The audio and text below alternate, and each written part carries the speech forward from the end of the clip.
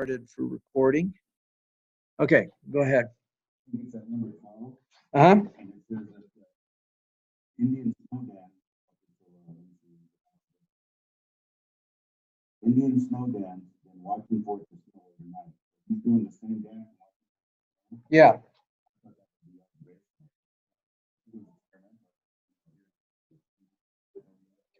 No, that one is again a good example of understanding the difference from a statistical standpoint versus a perhaps a strictly scientific standpoint. Statistically, when we are doing something and seeing if it has an effect, that's an experiment. Okay. Yeah, right. That's an experiment. They are actually in an experiment, you do something that's supposed to influence the outcome. In an observation, you just look. And observational studies can be, sort of like employment. You go through and you do a look at employment in the work people, what employment people have right now. Okay, that's strictly observational because you're not trying to get them to change. You're not putting any sort of test on it. So that's a strictly observational kind of study. Now, the design of the study can be a variety of things. Remember, a cross-sectional study is a point in time, as opposed to prospective or retrospective. Prospective meaning looking into, observing now, collecting data now, and amassing data over time to do to analyze. And as I said before, in medicine, the largest prospective study we have going is the Framingham Heart Study. You've all dealt with that in some of your other classes. I know pharmacy, I think 209 deals with that. We have lots of other prospective studies that go on, that people have going on all over the world. Retrospective means going back into the records and pulling old data. A lot of medical research can be retrospective, especially when we're looking at developing disease incidents and trends of disease over time.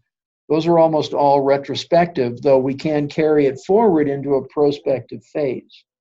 Cross-sectional are a point in time, a specific point in time. Okay. Now remember, there are two. I have a question. Yes. Are we just going over definition? We're going to go over some because there's Richard and Brandy were both asking questions about definitional issues. So I thought we'd go back and review those because without those definitions, we're going to be in trouble later on. Okay. So and I'm recording this because April can't be here today. She's ill. Yeah. Well, definitely.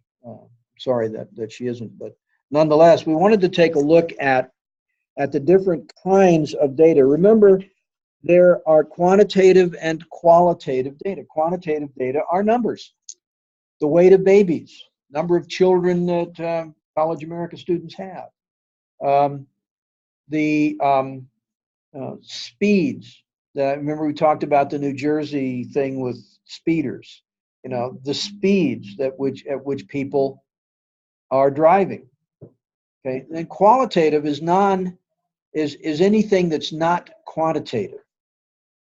So qualitative data are color preferences, movie preferences.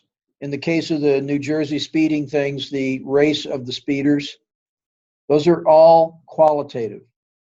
Those are also observational studies. There's no experiment. Okay? All you're doing is collecting data, and you're not interfering other than if somebody sees a cop there with a radar gun, they're going to slow down. But if you can do it in a way that people don't know they're being observed, then you're going to have better data. So so that is so the numbers that they get are quantitative, and they're also continuous. There is no set value that somebody might be driving. Even speeders aren't necessarily driving at a set speed. We tend to do things like think we are. When we set our, say, our cruise control on 5 over the limit, right? Because everybody figures at 5 they can get away with it. More than that, they might get stopped. 10 over probably get stopped if they get seen, or ticketed somehow. Yeah, it's all occasional. I always think I'm gonna get pulled over for doing that. Team flying by that cop, I'm like, I'll get pulled over. And gone. I'm just like, Yeah, I'm just like, I got lucky this time. Well, And it happens again. well, I'll tell you a little story. Sometimes you get caught and sometimes you don't. It was years ago, and I was back in Virginia visiting my family. I was in college in New Mexico, so I was driving on a New Mexico driver's license. Visiting my family in Northern Virginia, we drove down 100 miles south from the Washington, D.C. area to visit my family in Richmond. And the speed limit on Interstate 95 was 75 miles an hour at that time. This is in the late 60s. So coming back, I was driving 75 miles an hour. Well, 95 at that time wasn't complete up and down the East Coast. And so at the city of Fredericksburg, it stopped and you went through town and then got back on north of town because they hadn't built the bypass around the city. So I just kept going, and I was driving through the city of Fredericksburg, and I look up and there's a cop in my rearview mirror about 10 feet off my bumper, and I look down, and the speed limit where I was going was 45. I was doing 75, and there's no way you're not going to get stopped. So I just pulled over, which I think the cop appreciated. So I just pulled over, and he comes up and he says, "You're kind of going fast." And I said, "Yeah, I'm sorry. I just got off the interstate, 75. So he says, "Let me have your driver's license and your registration." So I handed him my driver's license. I was driving my father's car, so I handed him his registration. He said, "Who's this?" And I said, "Him. That's my father. It's his car." He says, "Okay." And then he looks at my driver's license and he looks at me. He looks at my driver's license and he looks at me and he says, "You speak awfully good English." Oh man, that's racist. And I said, "Thank you." And he gave me a warning. But, he didn't know where New Mexico was. Didn't understand that that was a state of the United States. If I'm being honest, I didn't know that. For some reason, I didn't realize that until about 2 years ago. Really? New Mexico is actually a state, not New Mexico. Like, it's not New Mexico. Yeah. Yeah, this Yeah. is You speak awfully good English. Thank you. fine. Yeah, I did not get to be a wise Alec on that one. It's gracias, señor. No way. Yeah, he let me go. But I mean, again, we get used to these things, and there again, it's we make our estimations, but all that data are real. I looked down. Didn't matter if I was doing 74 or 76. It was roughly 30 miles an hour over the limit, and that's what counted. So anyway, he got that. So we have, in terms of qualitative data, remember there's nominal, which is basically names. There's no particular order. High to low, we can artificially group names alphabetically, but that's not a natural thing, because what alphabet are we using? Well, here we'd use the English alphabet, but if we were in, say, Greece, we'd be using a Cyrillic alphabet or a Greek alphabet. In Russia, we'd be using a Cyrillic alphabet, and it's different. The order's different. God knows what we'd do if we were in Thailand. I don't know anything about their alphabet. But we can group that, and we can put in artificial order, but there's no natural order to things like names or colors, color preferences, or movie preferences, or any of that.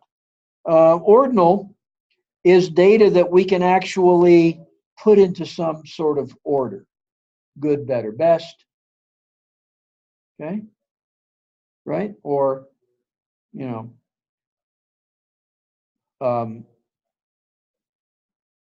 strongly disagree, disagree, neither agree nor disagree, agree, strongly agree. These are an order that we can place on survey questions, right? Those are the kinds of questions I absolutely despise, but we can do that.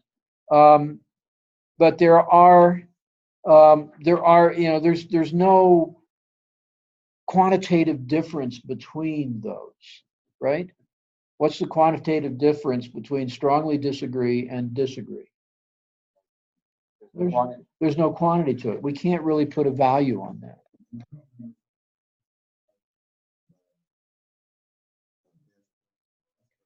Yeah. No, actually, better or best, or that's going to be ordinal data. That's ordinal data. Yeah, you did. I remember that.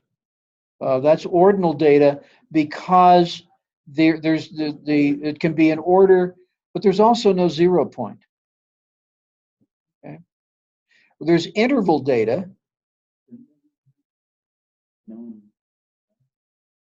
No, because that you know, your choices don't have a 0. okay. I mean, in this particular case, there's It's not just automatic grouping. yeah, yeah, it is. That's a good term, automatic grouping, because you are doing that. Okay. Then we have interval data where we can actually arrange it, and there are differences, and those differences are real, but there's no 0 point. And the common example of that is dates. You know, years. Okay, something happened in 1283. Well, okay, there's a difference between year 1283 and year 1284, but what's year 0? Is again an arbitrary choice, but it doesn't go back to a natural 0 point for 4.5 billion years, right? At which point before the Earth was in existence, right? And then it's arbitrary, because of course that's not the year 0 of the universe. So there's really, yeah, and who knows? Maybe the Big Bang is just one of a continuous series of Big Bangs, and so there's no 0. The black hole has enough energy to stop light, therefore almost like replicating the Big Bang. Yep. So one black hole could hypothetically be an entire another universe. It could. We've never been inside one, so we don't know. Crazy.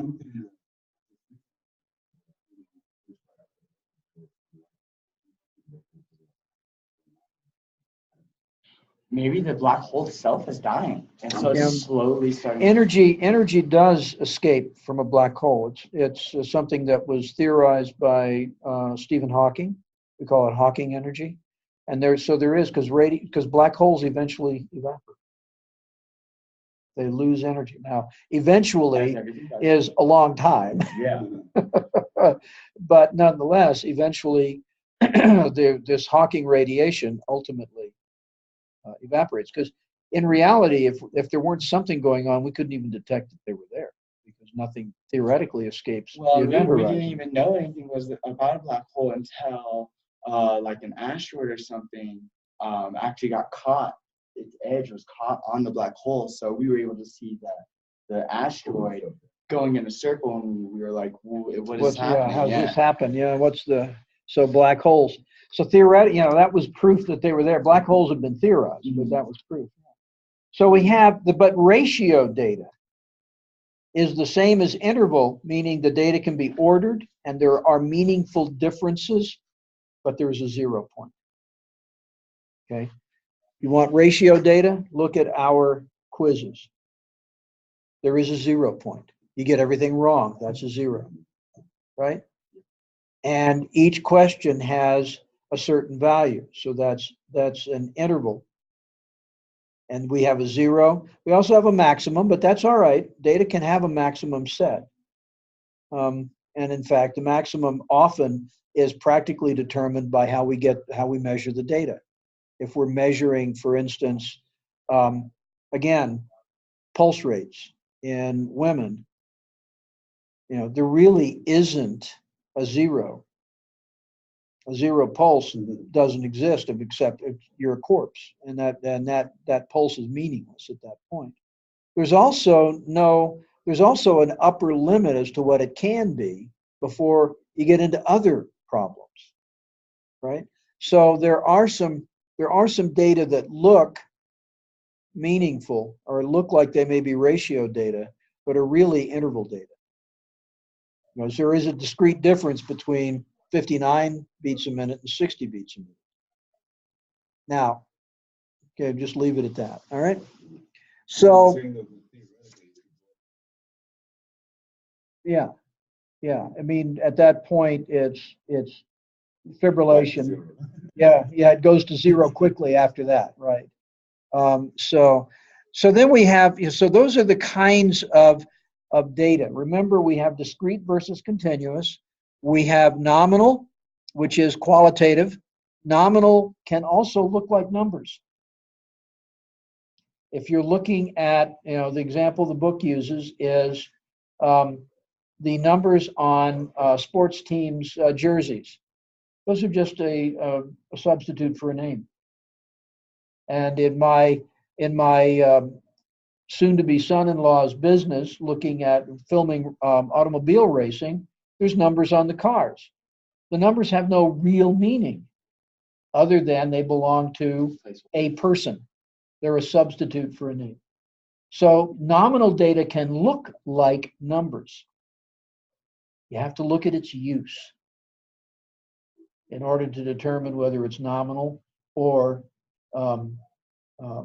quantitative.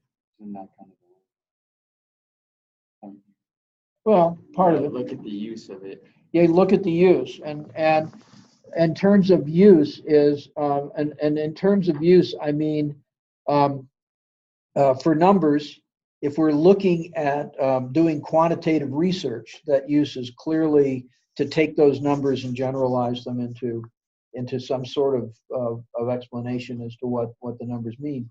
The use of identifiers, again, are strictly a qualitative function as an identifier. And so if you're looking at, I'm going to go back to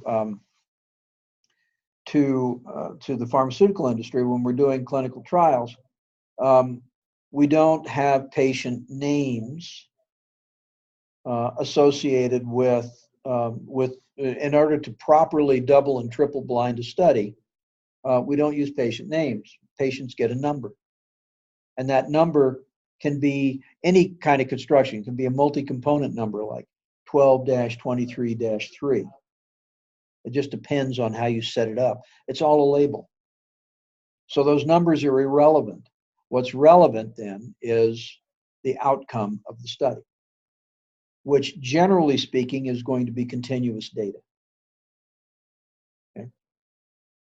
Okay, we have, so we look at this, we look at these kinds of data, and we have to, the differences can be a little subtle at times, but again, we look at discrete versus continuous is, can it have any value? Prospectively, before we take the number, before we take a number, can it have any specific value? And so we're going to start in on probabilities today. Boy, we're running late. Okay, I'm sorry. We're going to quit in a minute. We're going to talk about probabilities today. But if we look at rolling dice, it can be only certain values. If we're looking at numbers of children in a family, integral values. Generally speaking, when we're talking about discrete data, we're talking about integral data. Integers, right? whole numbers. Continuous data are that the parameter or statistic being measured strictly involves can be any value, not a fixed value. So you can have a baby who is born and weighs 8 pounds 12 ounces. Okay, you can also have another baby 8 pounds 11 ounces. So there's a continuous range there. I'm just talking about that, 812 was the size of our first one. That's how I picked that number. And our second would have been bigger. She was 412 at 7 weeks early. She would have been bigger if she'd gone full term. So, again, in our family, we have two different values, 4 pounds 12 and 8 pounds 12. So that's big. We come from big stock. Okay, so let's take a break. I'm going to pause the recording for now. Okay, I've resumed the recording, and I brought up a PowerPoint for Chapter 3. In Chapter 3 of your text, if we go to the text, take a look at it, is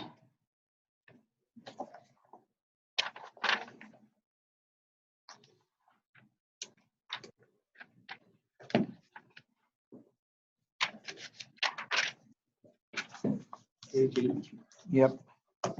We go to page 82, 83. What we want to do is look at that and look at what the chapter is about. And here we're actually getting into our calculation of various statistical results of a study. So if we take a look at the example here, a common belief is that women talk more than men. Is it fact or not? Yeah. Do men actually talk more than women, or do they talk about the same? If we look at the data here,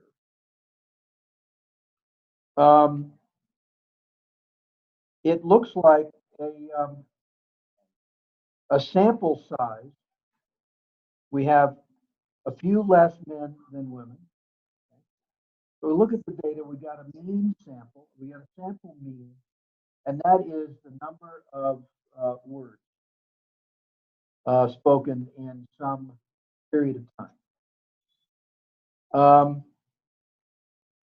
This was in response to a book that said that women speak 20,000 words a day compared to only 7,000 for men. So somebody actually did a more complete study. And if we look at these data, we've got the blue line is for men and the red line is for women. And they pretty much lie on top of each other. So the statement that men and women talk a different number of words per day is probably not supportable. Is there a difference when you have 186 males and 210 females, and the difference here is about 600, let's see, yeah, about 500 words a day? No, I don't believe so, personally. But let's just talk about what that is going to mean. So let's look at, if we start through the chapter and we start looking at the way data are analyzed. And this is what statistics is about, is the analysis of data and using that analysis to draw conclusions about the data. And again, let's remember that there are two different ways that we can look at these data. We can look at a population, which means everyone that is potentially involved in your study in this, or we can look at a sample. Well, populations can be difficult because a population means you survey, you have included every single person who could be included. So a study like this is going to use a sample. There's no way you're going to do word counts in a day on 150 million women and 150 million men. Right? No way. And then you also, if you were doing this, you'd probably stratify it by age. So there's a whole lot of things that I get called into question. But what we do when we are looking at statistical data is we are looking at a number of different measures, and one of them is a measure of the center of the data set. Now, what does that mean? A lot of us think that the center of a data set is related to, the average. That's only that average is not a term statisticians use. We use the term mean. Almost all of us will refer to an average. That in statistical terms, that means the mean, which is the sum of all of the data points, the values of all of the data points in a set of data, divided by the number of samples. Simple. The number of points. So if we are averaging, if we were to get people to admit to this, I'll throw a trivial example. If you were to look for a measure of how much money people had in their wallet at the time, you might ask, how much cash do you have in your wallet? Well, most of us are going to say, forget it. I'm not going to answer. I don't carry money. Or something like that. But if you could get people to say they're going to give you a number, and you might say, well, the average person going into Walmart has $23 in their wallet. And what we've done is we have taken all of the answers. Let's just say we had 100 people answer it, and the total amount of money, after we added up each person's response, was $2,300. Divide that by 100, we get $23. That's an average. The problem with an average is that it can be misleading, and we'll get to why in a bit. I will probably try and do some things on the Blackboard, but my experience with recording that the other day was not real good, so I'll have to look at how I do that today. So we use a term, a measure of center, and basically we're looking at what's the middle point of a data set, and we ascribe different meanings to it for different purposes. So what we have is the arithmetic mean, and that arithmetic mean is what we call an average. Add up all the data, divide by the number of data points.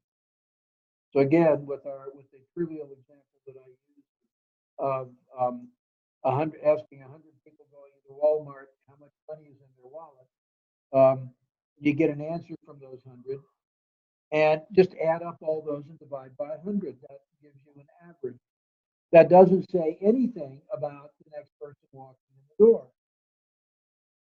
The next person walking in the door might have $23 in his wallet. Might have $1 in his wallet. Might have $200 in his wallet because he's a person that deals only in cash. Pardon? Yeah. So, but there's no way to, again, an average doesn't tell us anything about the specific values. It only says that an average. What we want to do with that is remember that that's how we calculate it. So how do we calculate it? And we have a number of different terms and notations. And so what I'm going to do ultimately is give you a definition sheet again today, but I'd like to talk about the terms that we use. And what I want to do is give you some generalized formulas and explain what they mean. Because again, in math, we use specific symbols to explain how we do our calculations. So what I'm going to do is I'm going to attempt to write some of this on the board.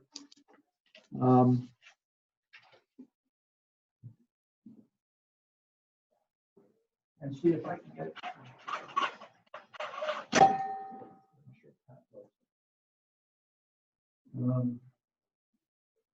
See what we can get out of it. In terms of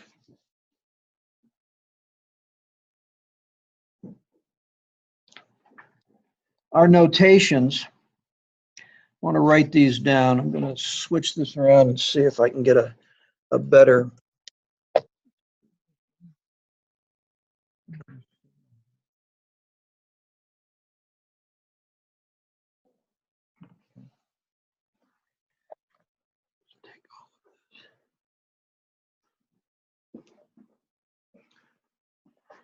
Let's see if we can get this a little bit more easily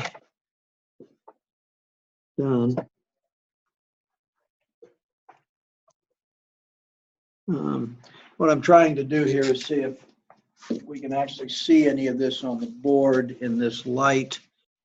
It doesn't look like it, so recording this on the board isn't going to work. So what I will do is, for the recording, I'll just keep the slideshow going, and then for you guys can actually see how I use it.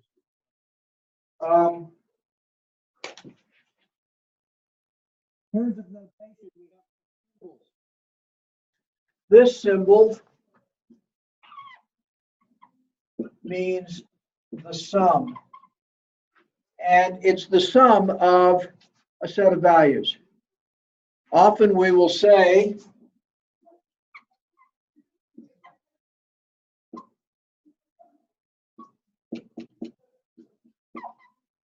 the sum of an entire set of values from the first value, x1, x sub 1, to the last value, or a subset. We'll define what we're summing up. You're used to this in Excel, right? Sum one cell address to the final cell address and give you an answer. That's exactly the same thing as here. Only we have to write it out because we don't have an Excel spreadsheet to do it. So that is the sum. Okay. Another term we use is that X, we say this term X bar is the mean of a set of sample values. Okay, so if we look at the sum, X is a variable. Okay. A variable means one member of a data set, and we can have lots of members, and we usually denote that X sub 1, X sub 2, etc. in math, all the way up to X sub n. So we've got n is the number of data sets, number of data points. Okay, so that we can have X sub 1 all the way up to X sub n, which is the last data point, right? Does that make sense? Okay. Okay. And this is in a sample.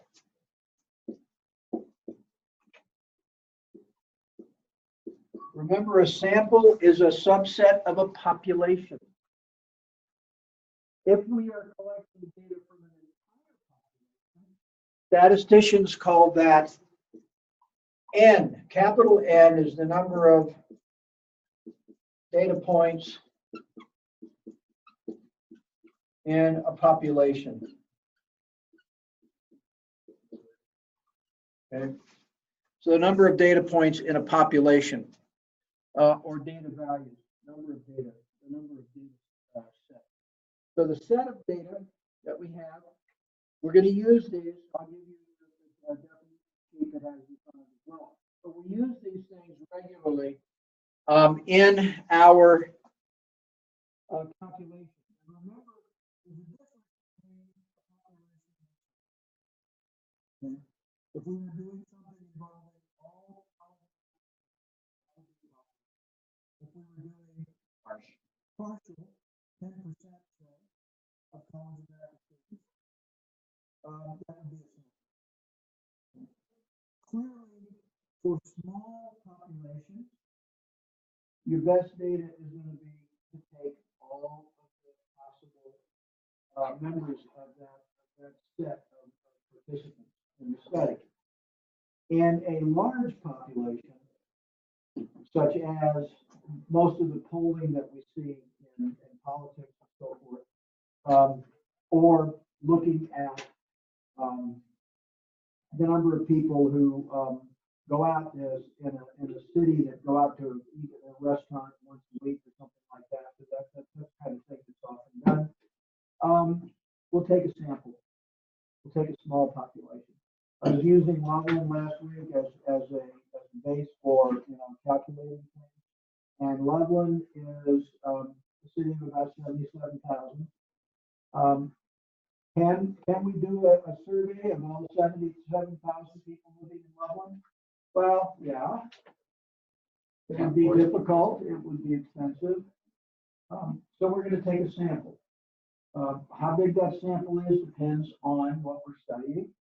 And we're going to take subsets of the total population and redefine our population. Our population might be all adults living in Loveland. And that might collapse down to about 35,000 people. Okay. But that's a population. So our population needs to be defined. And then we can take a sample of that population. But whenever we're looking at a study involving people, then we need to look at the population first and make sure that we are consistent and that every member of that population or every member of the sample is a part of the specific population. Okay, does that make sense? Yes. Otherwise, our data aren't valid. Okay, it's something that a lot of people that attack or look at, I shouldn't say attack, a lot of people who criticize studies, especially in politics and in sort of these kinds of marketing kinds of studies, if they examine the population, they often find that the people who have been included are part of the population. So just for clarification, I can have a population of any size. The population doesn't have to be like or the world. Depends on how you So define let me it. phrase that. So like College America has a population of however many people are attending College America. Right. Okay. That's a population. Okay. Perfect. If that's our data, if that's what we're looking at. Okay. That makes sense. We can also reduce that population to So medical specialties students. you like your or our statistics class has a population. We do a population of three, four. 3 today, 4 overall. Yeah, our population is 4. But that is a population.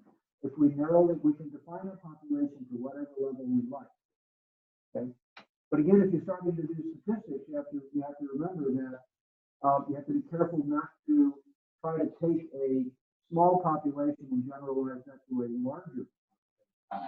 Right.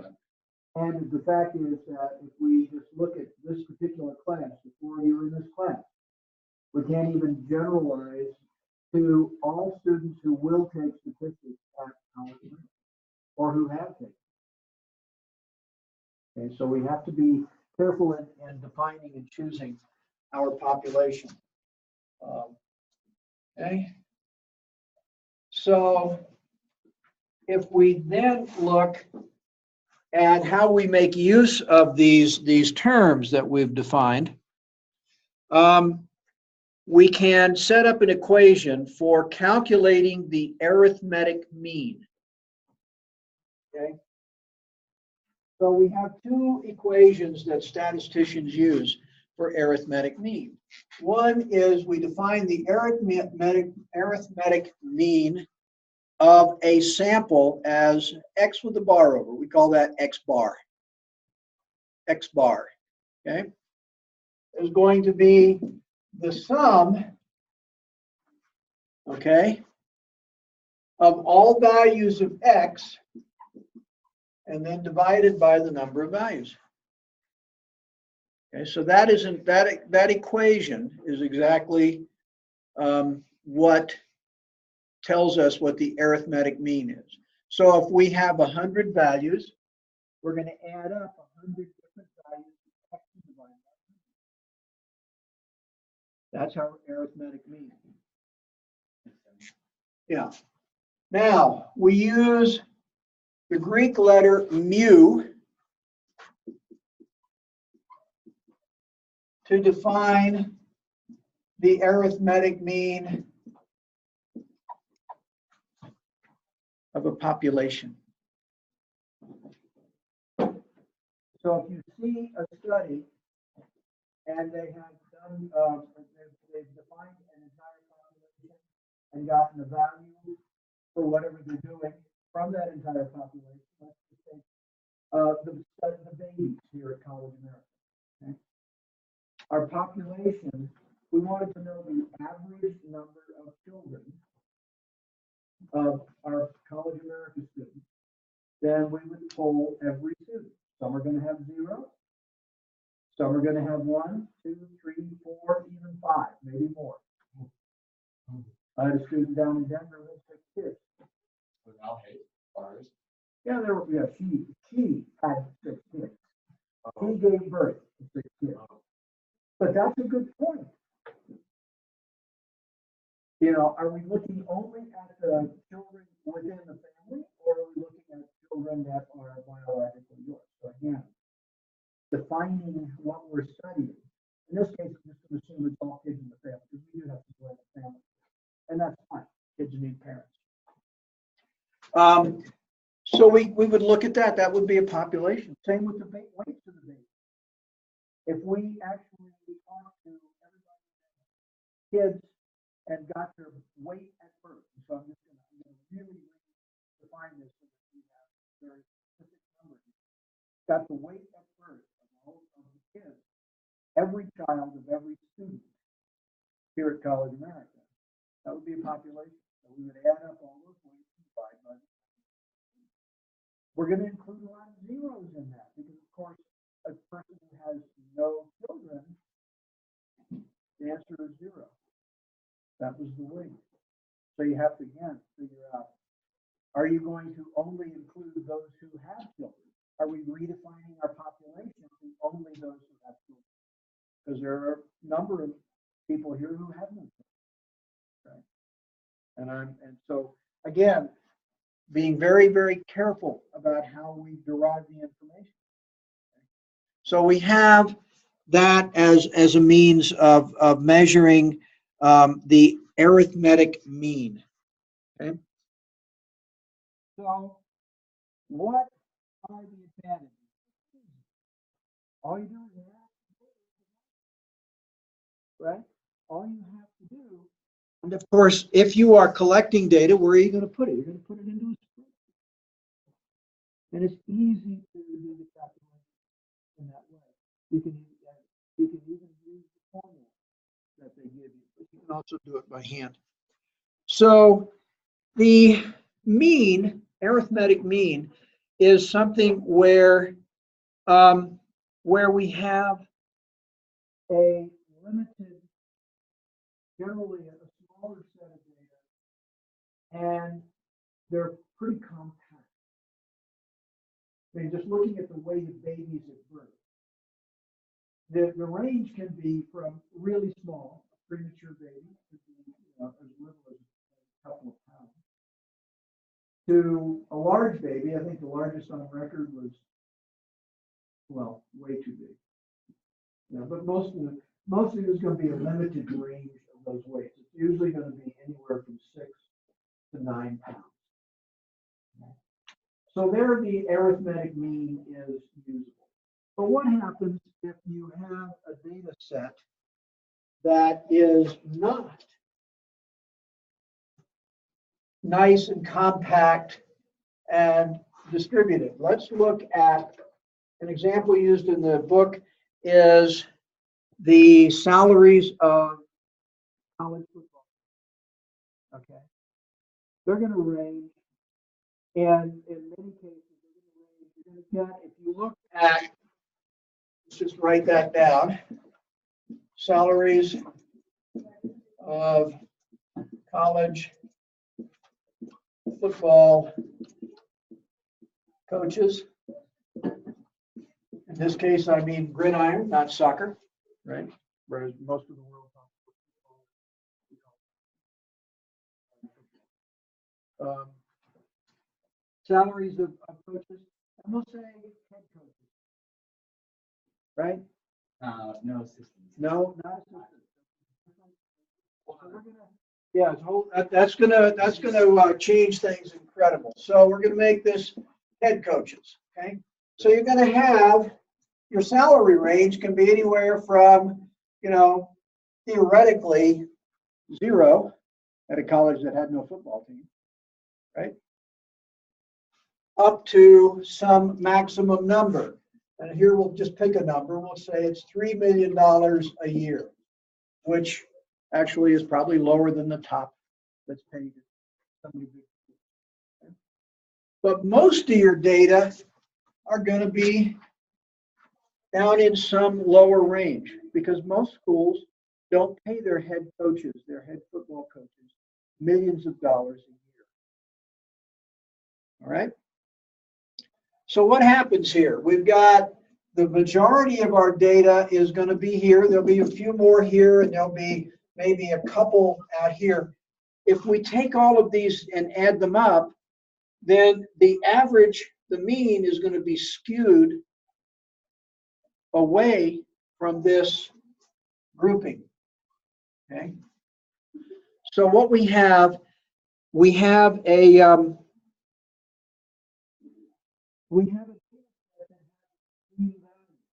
extreme values will skew the average. I will give you an example. Some of We're talking about yeah, we're going to get to that. Yeah. Choose a different measure of center. An example, our daughter is getting married in July. The average price of a wedding in the United States is $35,000. But that average price is very much affected by things like Chelsea Clinton's wedding, which reportedly was $3 million. Or the third wedding of our current president, where his wife wore $1 million dress. And so the price of the wedding was much higher. Okay? That makes up for an awful lot of weddings that don't cost a lot of money at all.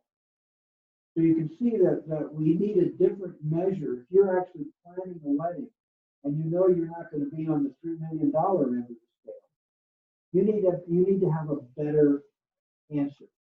And so what we have when we have a data set that has a lot of extreme values, either very low values or very high values. We want to look at we want to look at one that is resistant to influences of value. Okay, so the mean is not resistant to these extreme values. But we have another method of looking at it, the median.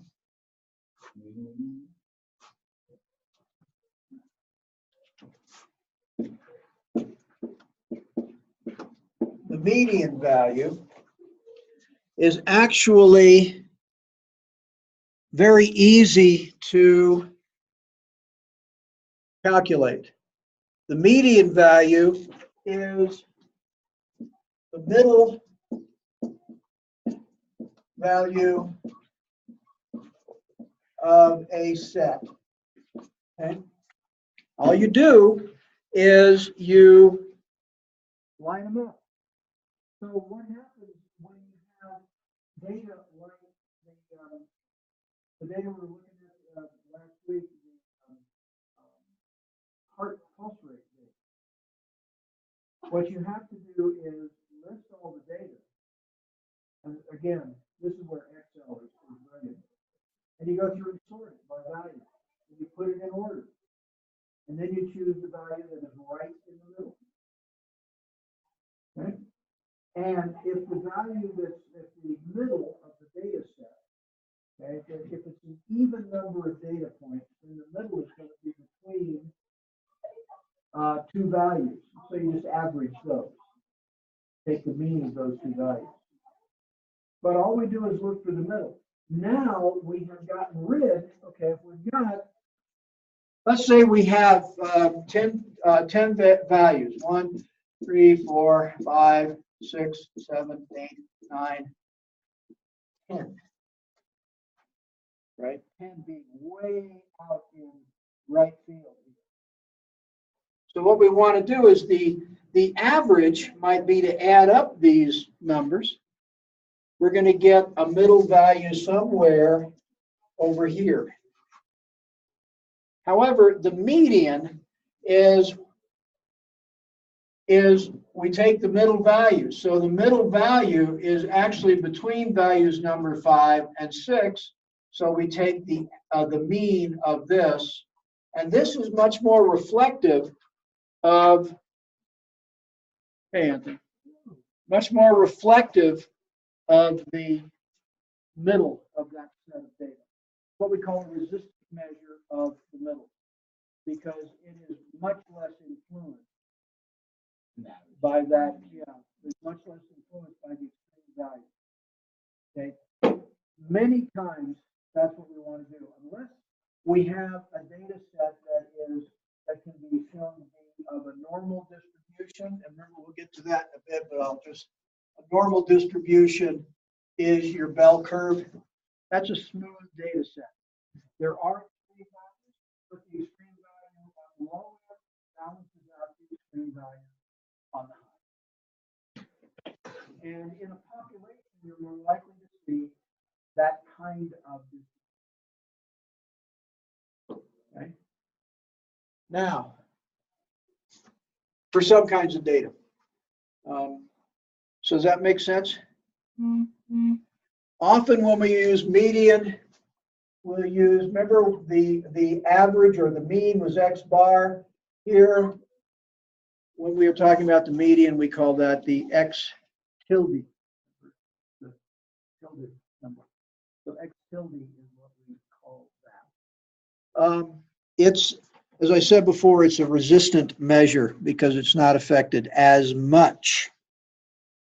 Okay? So if we look at a set of data and put it in order, that's the key. I'm sorry, that new one there, that is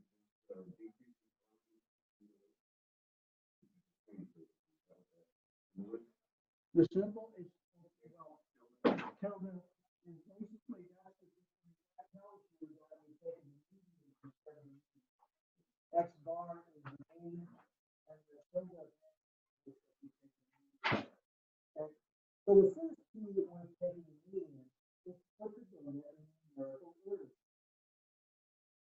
Okay? And one of the easiest ways is to spreadsheet and just sort.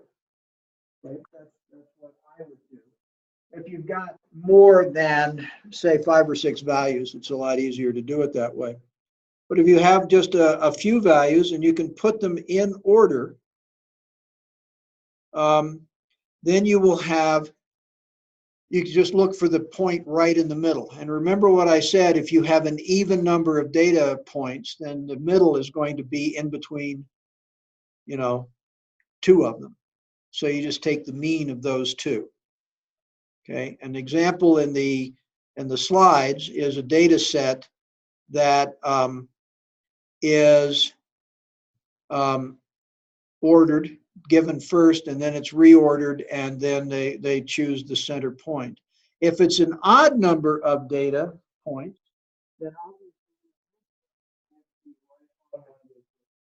you just take that value. So median is actually,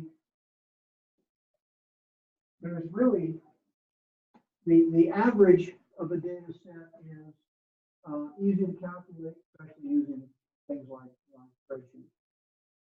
The median is a little more complicated because you just have to figure out where that midpoint is. But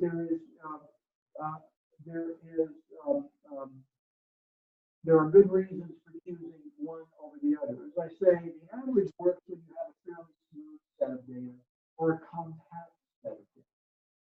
Where you want to use the median is when you have outliers. And whenever you have such outliers, by the way, from us in science, when we see outliers like that, one of our first things is this a legitimate value? So we check it. If it is, fine, we accept it.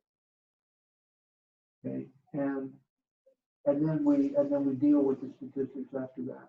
Obviously, there are things. Say salaries of senior executives. Okay, they can vary a lot, but there are senior executives that are making $20 and $30 million a year. Those are outliers. So if you were looking at salary surveys, that's one of the things that you see when we take CSS 299. We talk about how do you negotiate a salary. Well, first off, you have to know what is a reasonable salary to accept. If you're graduating with your bachelor's in business and you're going to go to work in a business, you're not going to get $20 million a year up front unless you've got a young business.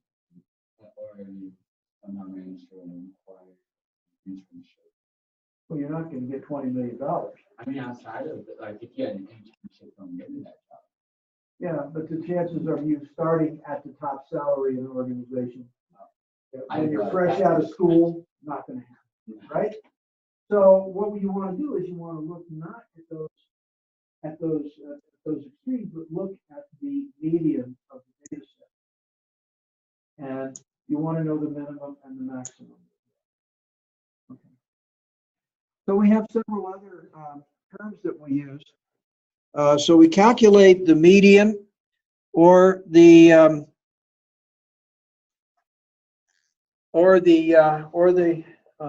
mean. But we also have another term that we call the mode.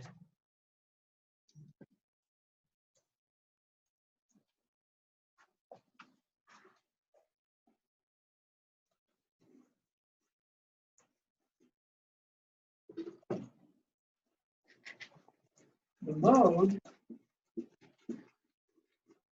in a data set is the value occurring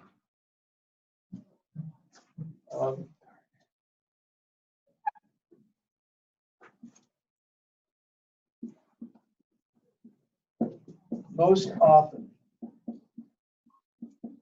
also known as with the greatest frequency. We looked at our frequency plots before.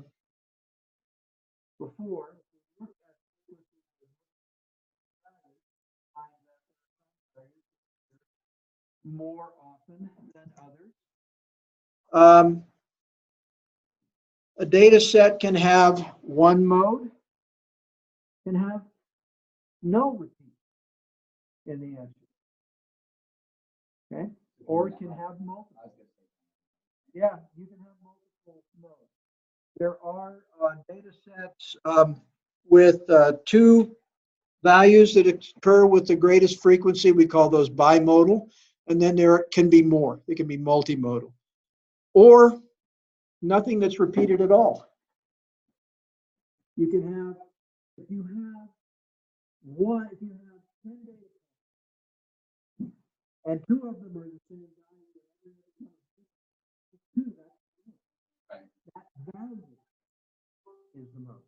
But am I wrong here or am I right? So the mode would be the one that has most of the so if you have 3 value, that one's the mode, opposed to the one that has 2 repeated. Yeah, right. It's the highest frequency. Sure. So data sets can have, and depending on your data set, you can have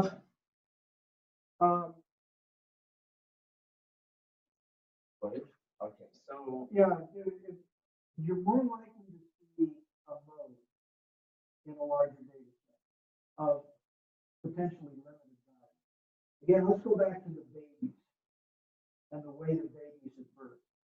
We know that there's a sort of a normal range of those births, of those weights.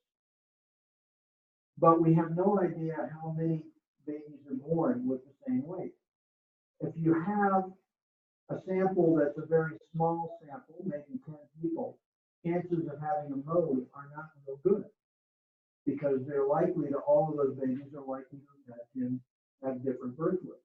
But if you had a sample of 100, the chances are there's going to be a mode, okay, at so least one mode. answer me if you will. So let's say we're going to experiment with like heads and tails, and you're flipping your coin. So you're obviously going to have like 1 or 2. Okay, so you have 1, 2, 1, 2, 2. What if they come out evenly, 50-50? So then you have 2 numbers, 1 and 2, that are coming out equally, but there's no other numbers. So there are 2 modes, even though. Technically, yes. If you have your data, get into that in probabilities. Mode works when you can have a range, not when you have a couple of values. I mean, if we look at, we'll talk about dice and why, basically discuss odds, play something like crap with a pair of dice. Because there is, in the long run, there is one mode in the data set for rolling 2 dice, and that's 7. Right? If you're only calculating the total of the 2 dice, there's only one mode.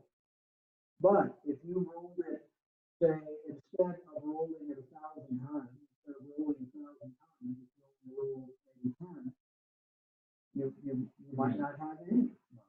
You could have 10 different dice. Or your mode might be 6. But again, we'll just that's only something we can test just pure statistics and probability. We'll go into that later on. But that's a good question. So the mode is the value that occurs most often, so we can have lots of modes.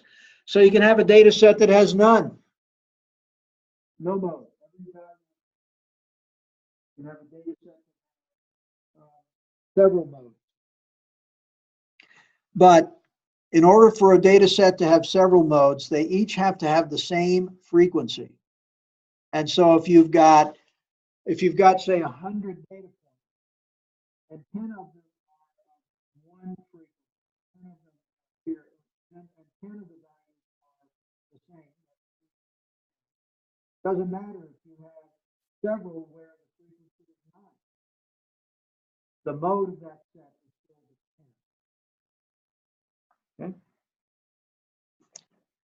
Okay. Mid-range. Another measure of center is mid-range.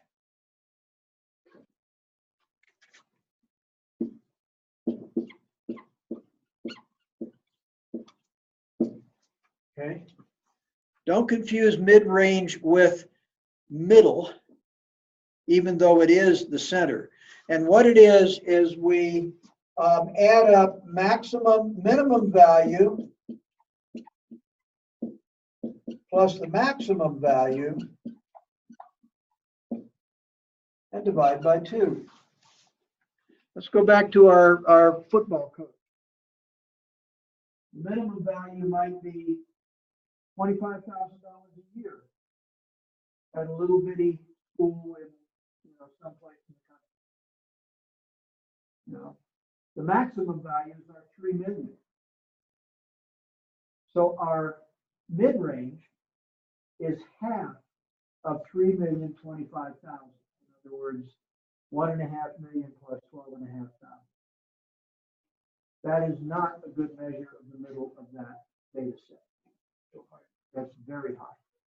But for many data sets, it's actually a fairly good measure. Again, a compact data set can be useful in that respect. But we have to remember that. It is extremely sensitive to extremes. Therefore, we generally don't use it. It is, however, easy to compute. All you need is two numbers, right? And there are, again, for some data sets, but again, it is not, we don't use it very often, and we don't want, it should not be confused with median, right? Because all we've done is look at two values. So it's not the median, and we want to avoid that definition. I'm sorry. Yep. The, mid-range is from the zero number or. The smallest are, yeah, you have the smallest value and the largest value divided by. So that will always look like a real. Unless the data set is normal distribution, yeah. It will. So that's right. Yeah, we rarely use that. What it does, lets us know the ways of looking quickly. But again, it's so extremely sensitive to extremes, unless you've got extremes on both ends. Yeah, there's sort of a balance of that, but it is sensitive to that. Okay. So one of the things when we're looking at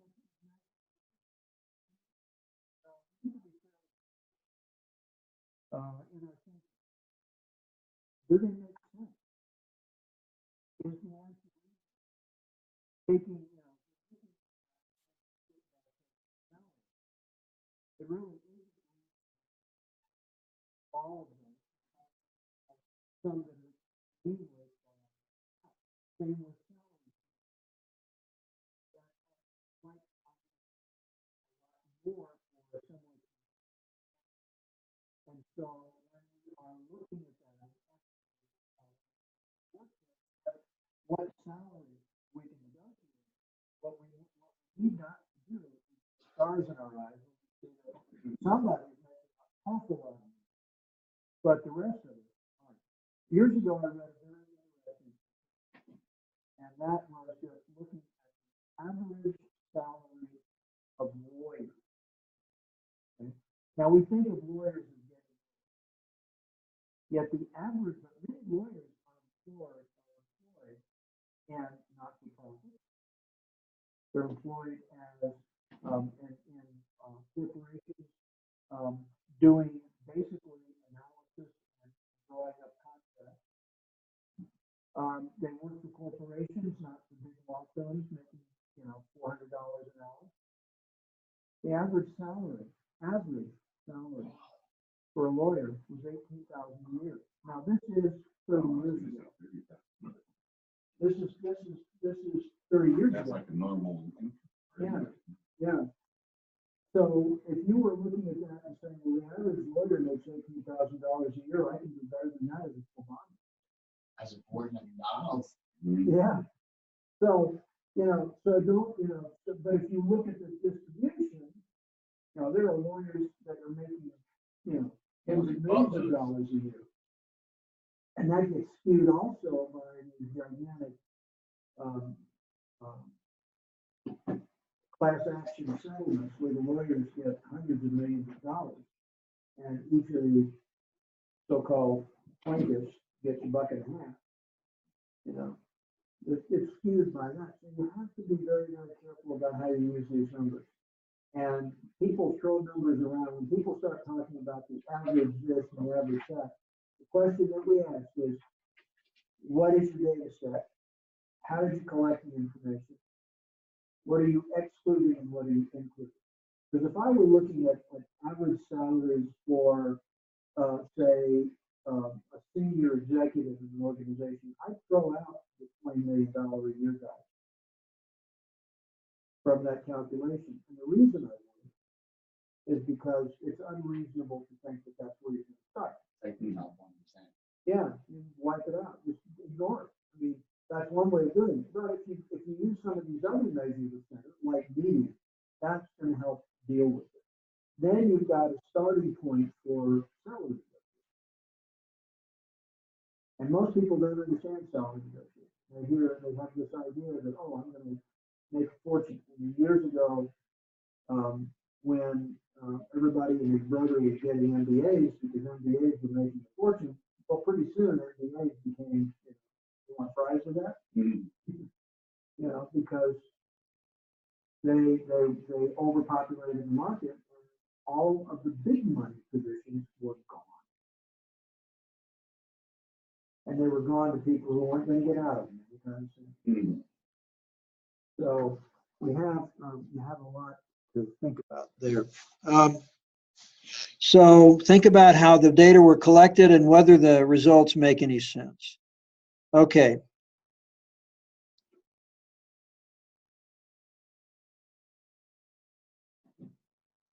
Okay, let's take another break because we're actually late for that. It's almost 11 o'clock, so let's take another.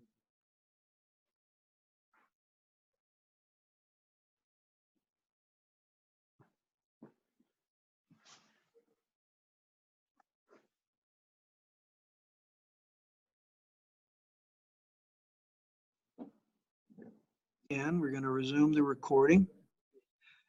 There's a section in your book that actually relates this to the using of frequency distributions of to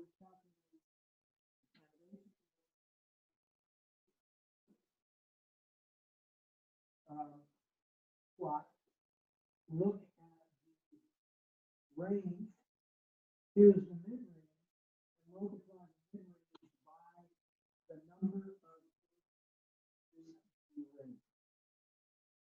So if you have a range of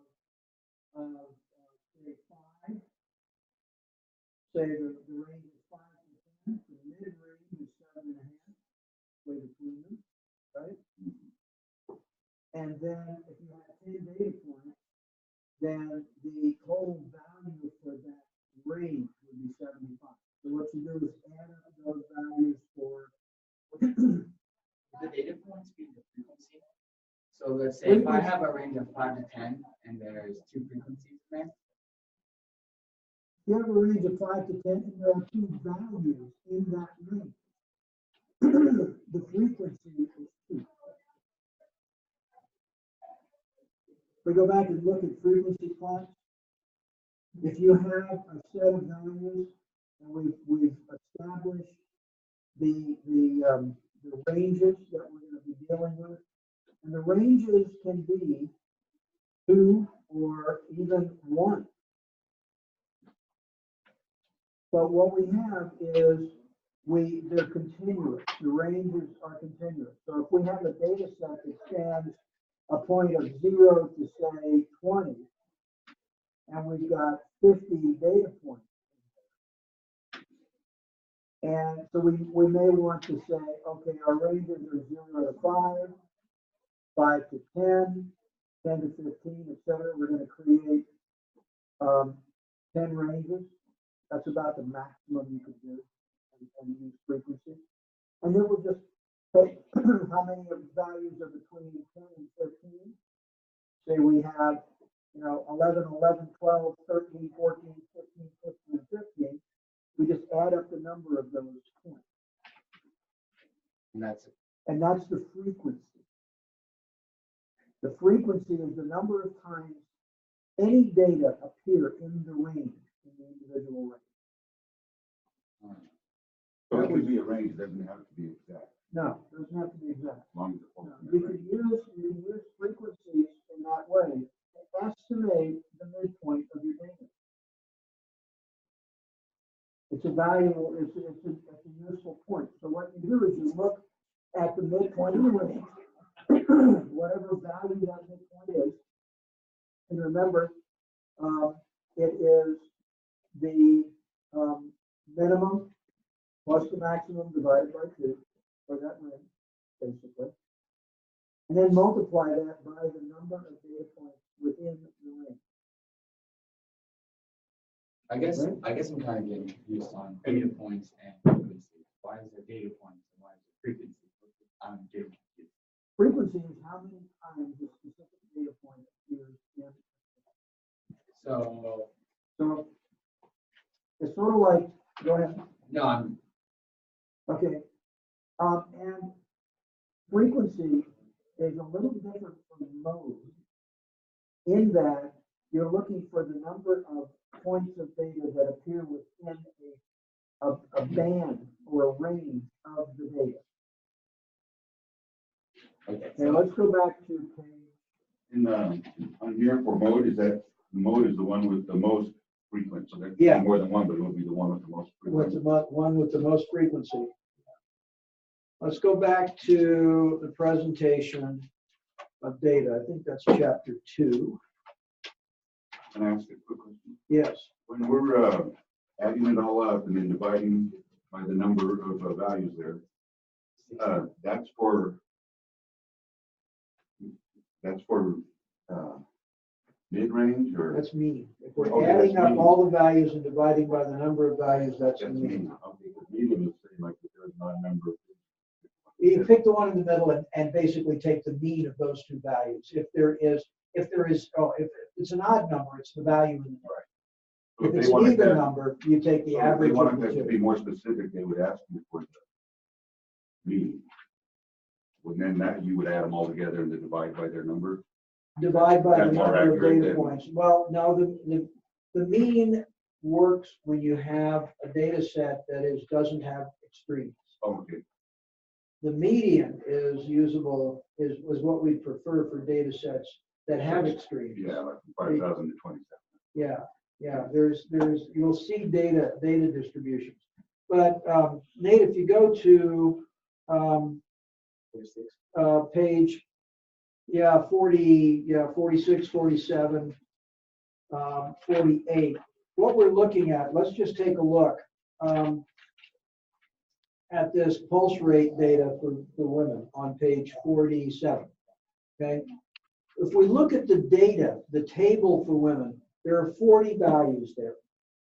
Okay, and the 40 values range from a low of 60 to a, I think, or Max is 129. 60 to a max of 124 for the women. Oh, For women, we're only looking at the female pulse rates. Okay, so what we have is frequency. We've decided that we're going to group this into a band that's 10 wide, 10 beats per minute wide. The pulse rate is beats per minute. Right? Okay. If we group the data into classes or bands of 10, then we have 12 values between 60 and 69. So the frequency of that class, 60 to 69, is 12. That makes sense. So I guess then, like on this one, you're like the homework, but so it's saying like this is the between the value of 80 and 107.9. That's right. Frequency 2. Right. So I guess I'm confused around that. Uh-huh. As far as like when it says determine the width of each class. The width of each class, right. So what we want to do is remember that this class, the 80 to 110.9, the width of the class is the value of the endpoint of one class plus the value subtracted from the value of the endpoint of the next class. There is no earlier class, so we assume since this is 110.9 that this is 79.9 is the value of the earlier class. Okay, that makes sense? Not really. Okay, we look at this. The difference between 110.9 and 141.9, So basically, I just find that in there, though, right? Or, except that if you add these two up, you're going to have, and divide by we want to determine the width. If we subtract 80 from 110.9, yeah, and in reality, what we are doing, if you go into the book and you look at how to calculate the width of the class, what you're doing is subtracting the endpoint of the previous class from the endpoint of the first class. so either away from something. No, it doesn't. Actually, yeah, there's one. We have to assume here that since each of these classes, this class starts at 111, this one ends at 110.9. So a non-existent earlier class would have ended at 79. What does that have to do with this? When we're determining the width of this class, the width of the class is defined as those differences. So if we take 80 to 110.9, that's going to be 30.9. Correct. If we go 111 to 141.9, That's going to be fine. but in reality, the class ends, what the definition that we use is the endpoint of each class. We subtract the endpoint of one class. If we subtract So I mean, even if we subtract 110.9 from 141.9, this, you have 31, same as if you subtract this, right? right? So But if we look here and if we subtract 80 from 110.9, we're going to get 30.9, not 31. no. Classes have to be the same width. So what we assume is that the earlier class, the one that is below our data point, okay, Oh, so I guess I keep being confused to keep going past what's on the graph, which You isn't do. making sense to me because I don't get it's irrelevant to me because it's not there. This is what we can Yeah. find out the same if answer. we have a sale in, say, 75, then we would have to have a class that went, Further back. to 79.9. Okay, so what we're saying is that we assume a class that is empty first. We don't include it in the plot because there's no sales. For sure. So basically, to find the width, you subtract the two ending points. Two endpoints Got you. of adjacent classes. Okay, In So, the book, it go ahead. says- In the book, it says the maximum value minus minimum value over, and then divided by the number of classes. That's the data set. If you look at the maximum of the data set and the minimum of the data set and take that difference and divide it by some value, the issue is we arbitrarily decide how many ranges we're going to have. So what we've done is you look at the maximum and minimum, divide it by the number of ranges we're choosing to have, and we might, vary that several times, but we change it, we divide it by, and then we round up. If we divide it by, if we decide we want 5 ranges and we divide our data set and it comes up to be, say, 10.1, then our class width, we round that up, ignore the usual rounding rules. We always round up. So we create a class width of 11. So I have another question. Sure.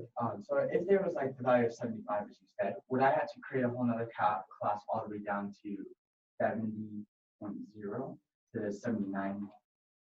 If we had something below that, we'd want the same class width. Right. So it still has to be 31. So, right. As long as it matched the rest. Right. You would just add. You just add another class. Thanks, sir. All right? And real quick on the table 2-2, so the frequencies are on the right there, and the mode would be 14, since that's the most frequency. On page Oh, that's on page 47, that. 47. The mode would be more. No, I thought the most frequencies is 14. That's the. Right, so that would be the mode, right? No, it's not a mode.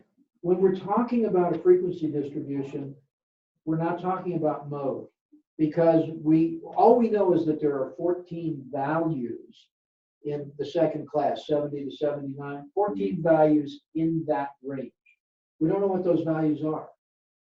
Actually, we do, but we don't know what those values are. There is a mode. I mean, if we look at a dot plot of these data, which I think, But for like these values, got the mode later. would be more, right? And that's the most one that's experience.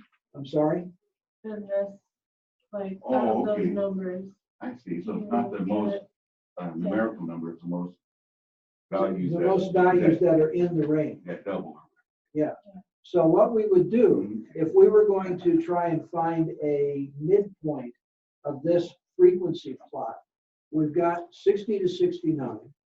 Okay, so we know that the midpoint is 65. Right?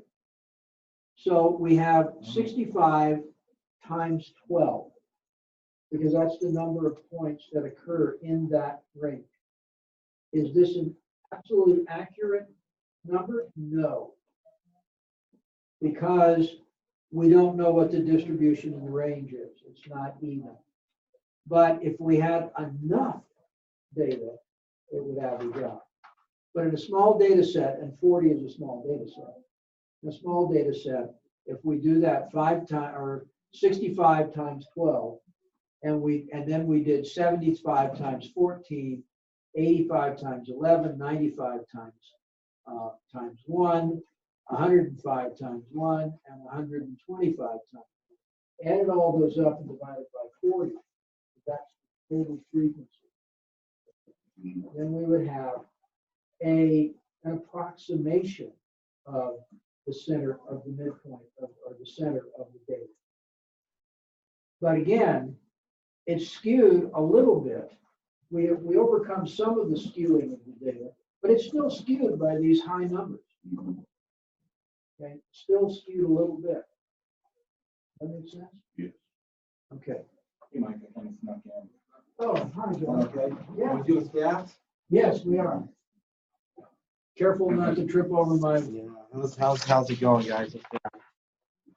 Not really, but I mean. We're having fun. I just actually started the stats in the MBA program. And yeah. Yeah. Why go through Yeah. Behind it, which is why I'm here. Second week of July. Because I kind of thought when you fall behind the first week, it's always feel like you're trying to catch up. And struggles are real. What? Struggles are real. Yeah, struggles are real. And, the first week you gotta hit it hard if you can. And it's gonna set you up for success. And sometimes I think somebody say, is it horrible and I'm alive? You should have been alive for a week. You know, so you need to do it inside. You need to do that. That's the time to talk to your instructors, your brothers, your personality, study groups, whatever you may need to do to get that first week under control. Don't let it Especially if you don't understand. Information. Yeah. Like you were saying, that first week is pretty much vital. Yeah, it is. You know, when you get there, it's a fun month. And then especially when you hit the second week and you feel a little more uncomfortable that maybe you don't know that information, you feel confident because you were able to understand. On the first one, yeah. And it just feels good on the second week if you've got the whole point. For sure. You know, so I guess my point is we go so quickly, you guys know. Hitting hard the first week, I'm not sure it's I forgot to mention this in the other classes, but we're trying to start a study group, and I want these students to lead it, not the instructors. So if any of you feel that you're the person that would love to put together a group and drive it, let me know. Okay, we'll provide food, whatever you guys want. Even if you need to do something on the weekend, I'm here on weekends anyways.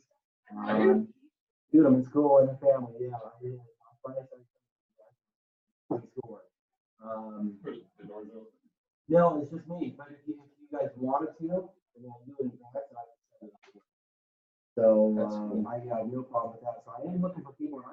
It's so funny when I was in college at I think it was a finance class that I was struggling with, business program, and I started a study group. And I had no clue what I was doing.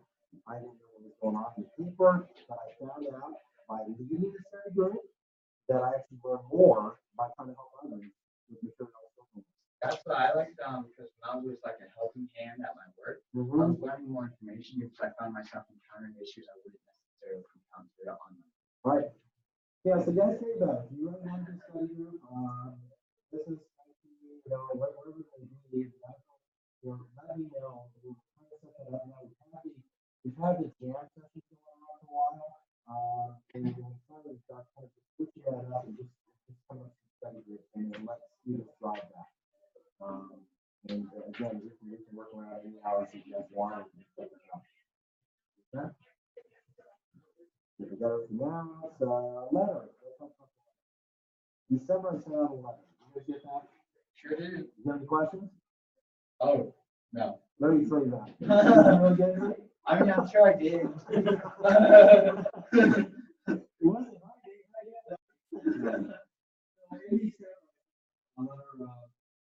With our this is actually a couple years in the making now. Years ago, I want to explain some things about this about. So we are measured on graduation rate. Two of them, millions of things are measured on. Graduation means that you guys, all right? If you don't finish school, then credit comes out and says, why didn't you finish school? That's my kind of good instructor. We're listening to school. I'm here. They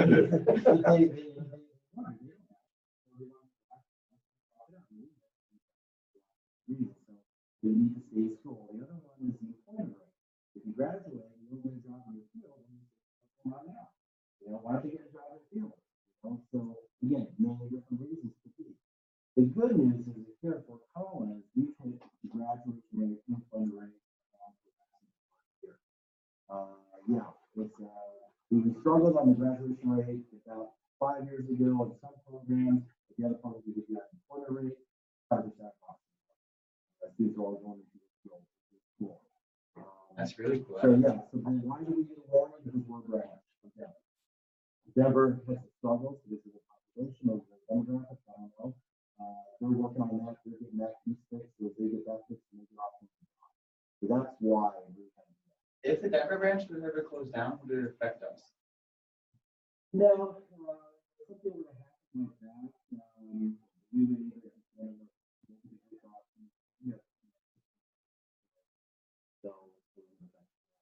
when they say main campus, when they start on main campus, they have to call the OPID number, and they start with them, then they put the calls, the screens under the OPID, that's how you class it. So they have to switch on OPID to the store. Okay. So, have your question? Stuff I think they're always on. Yeah, because I don't want to be affected by that. Yeah, Denver sucks if we rock.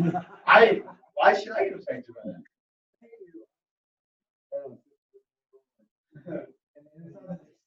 I'm sorry. Our struggle. When you're in the school business, universities and colleges, doing. And so, you know, even like 5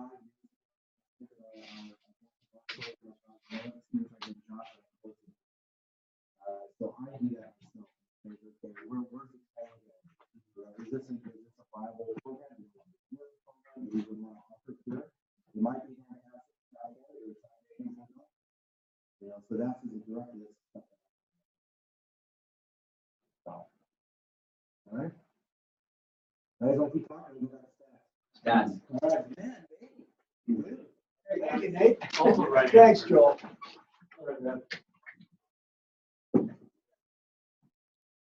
All right. So, other questions? Okay. So there is, let's see. All right, good.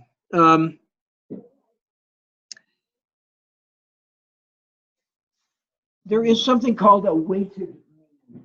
It's related to the frequency mean. And the weighted mean means that what we do is we provide what we call a weight to each number. Let's use as an example a data set that's actually in your book. And it's a question: can we calculate the average or mean salary of someone working in the United States by? Well, yes, we can. We can do it. It's easy. But can we do it by going to each state, finding the mean salary in that state, and then simply taking the mean of those means? And the answer is no. And the reason the answer is no is because California, for instance, has 40 million people. Colorado has 4 to 5. Wyoming has. Wyoming has less than, has a small population and probably a very relatively low mean salary, because many of those are going to be that sort of thing, people that don't make a whole bundle of money. Okay, so we cannot take that. So if we wanted to do so how we would weight that is look at some measure of comparing the populations of those states, maybe doing relative frequency of population, X percentage of the of people work there, or we could do a much bigger number and say take that mean in each state, multiply it by the number of people that were surveyed to get that mean in each state, and then add up all of those numbers and divide by the total number of people. Then you're going to get a better measure. That's a weighted average.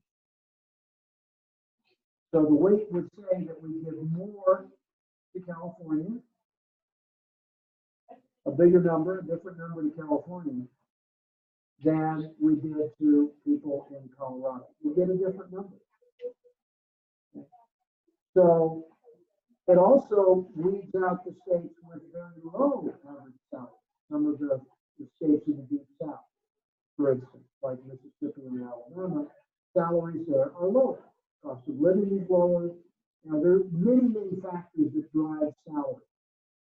So we may want to use that. So a weighted average takes into consideration why we can't just view every data point as equal. And in terms of the states, obviously we've got bigger populations, we've got higher costs of living, we've got areas that are that skew the data. You go to Silicon Valley and in Northern California, San Francisco Bay Area, where you have lots and lots of .com billionaires. That number is really skewed, and it changes that. So you've got several ways of doing this, but you can't just say, you can't just take each, you can't shortcut the data by saying that everything is the same, because we're not. Not everything has the same. Looking at average salaries in an organization, You know, when we look at salaries in organizations, we split out. Okay. The C-level, the, you know, chief executive officer, chief operating officer, chief financial officer, et cetera, they get paid a lot more than, say, the clerks in an organization, always. So we can't really, if you look at an average salary in an organization, it's a meaningless number.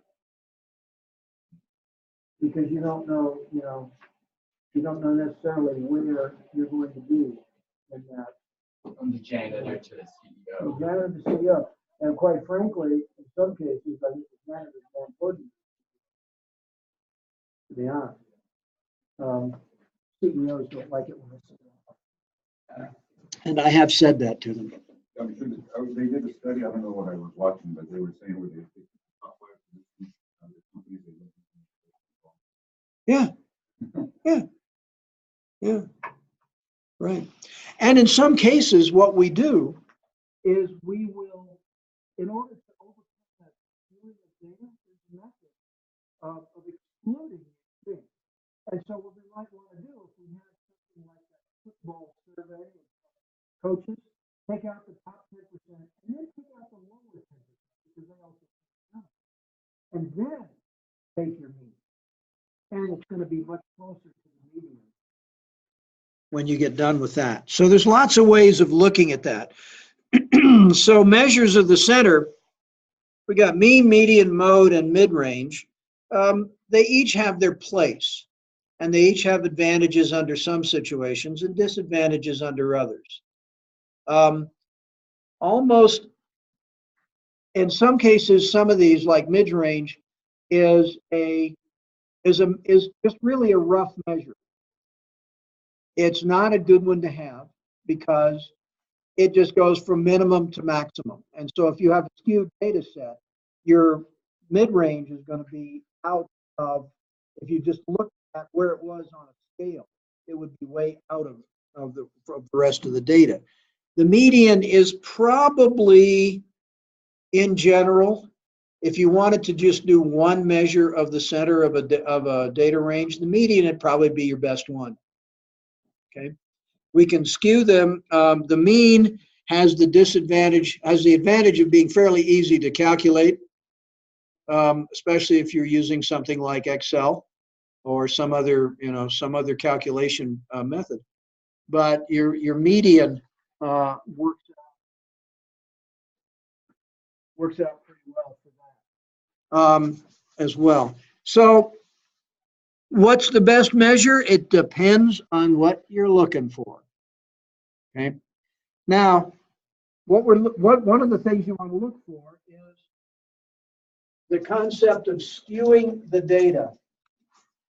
And I don't mean deliberately collecting the data in a manner that does that. I mean looking at what the distribution is.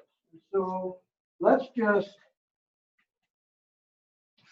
look at a couple of examples. Okay, and this is based. Remember the frequency polygon where we just basically took the number of data points at the midpoint of each range and constructed that polygon. At the beginning of this chapter is a frequency polygon of the number of words spoken by men and the number of words spoken by women. Okay, we take a look at that. We have data can be symmetric, meaning somewhere around the midpoint, it's pretty much the same on either side. We call this a bell curve. It can have lots of shapes. It can be like that, but in general, they're going to look fairly the same if you put up a mirror on either side. Skewed data is data that can be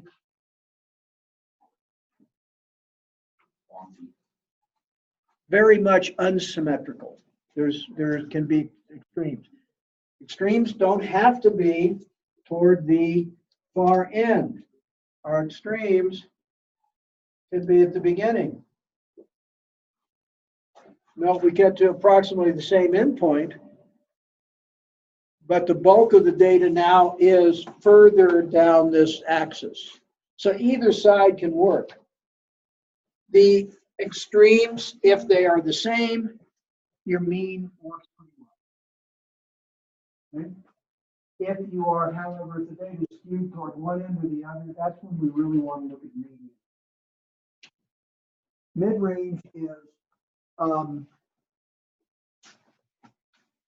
Mid-range is useful as well for fairly symmetric data sets.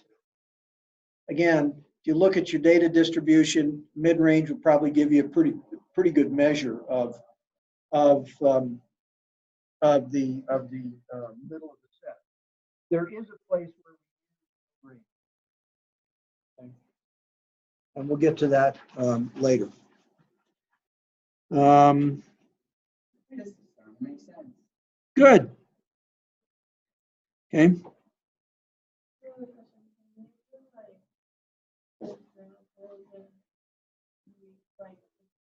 You can make up the examples and we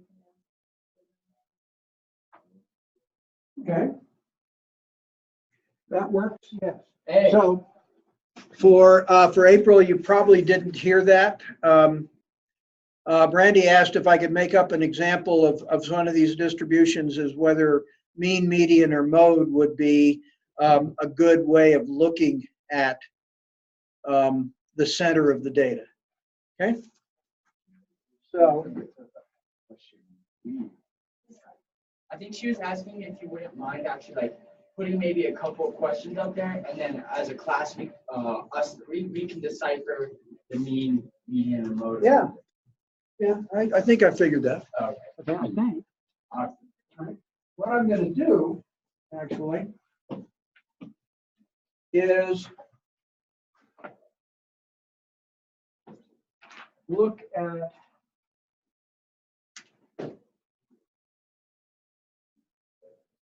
a couple of problems out of the book here. Okay. Let's look at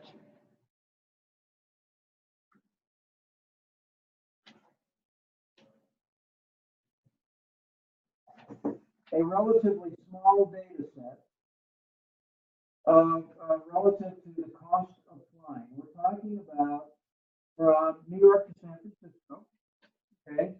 And the flight is round trip. And we're going to look at several different airlines. Doesn't make any difference here. Doesn't make any difference what the airlines are. But if we look at advanced purchase versus basically 1 day, okay, so 30-day advance.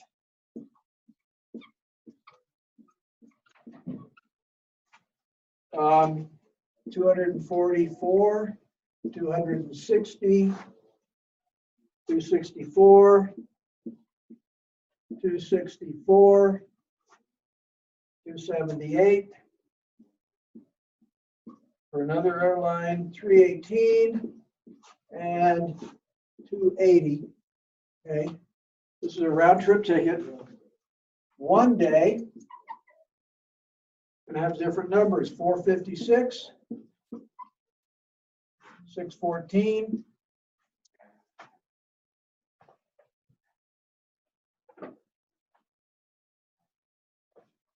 614, 567, 943, 928, or 628.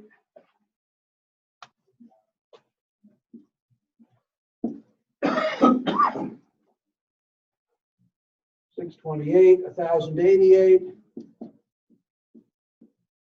and 536. Okay.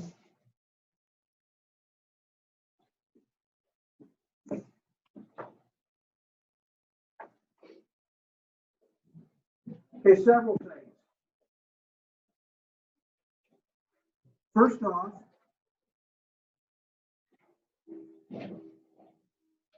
given the data range here, if we were looking at ignoring absolute values, I mean, if you were buying, probably go, it certainly seems to make a difference if we buy it 30 days in advance versus the day before, obviously. You know, so it certainly makes a difference. But the question is, ignoring the difference. Let's just look at the data. Are the data here compact enough that we could use mean, or should we use median for these? Okay. Okay, I heard Richard, you said median. Median's always useful. I mean, I feel like you could find an average of what tickets are, so the mean, right? Average is mean. Mean is Okay. So I feel like you could find the mean of like the 1 day and the mean of the 30 days, opposed to like, I don't know. But I don't know if it'd work all together, because if you look at all the prices, they're at least half, if not more difference. So that's a huge gap. Yeah, so, obviously, if you want to buy a ticket from New York to San Francisco, you want to buy a ticket. Right. Right? All right, that's fine. But let's look at the data set. If we were looking for a midpoint, do we have a mode in either of those data sets? 264 appears twice. Oh, it does. So there is a mode.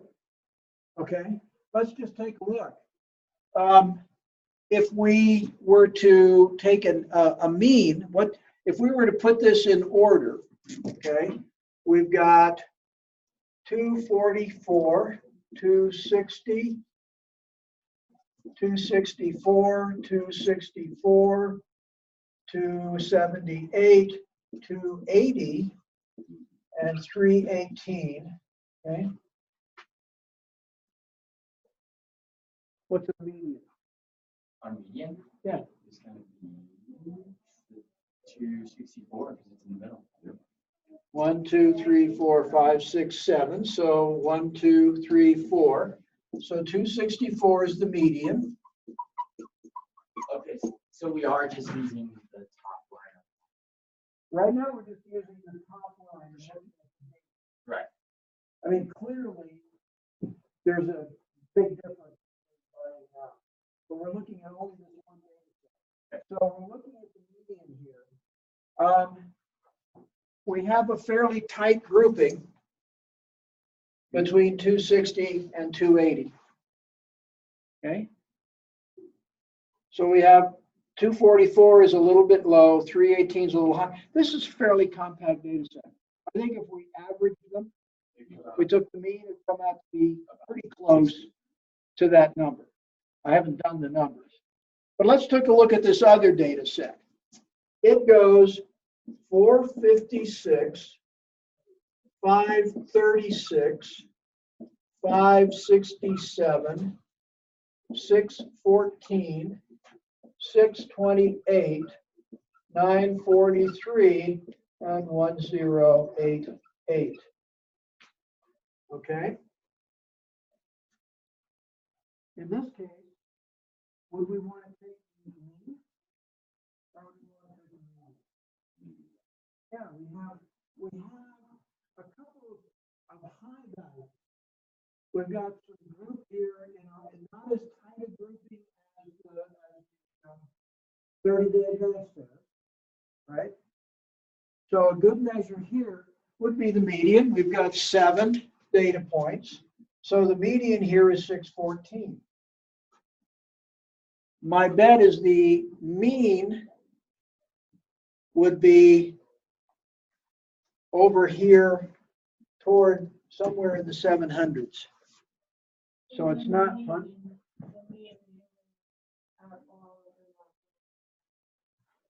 Right. Yeah, we can do that.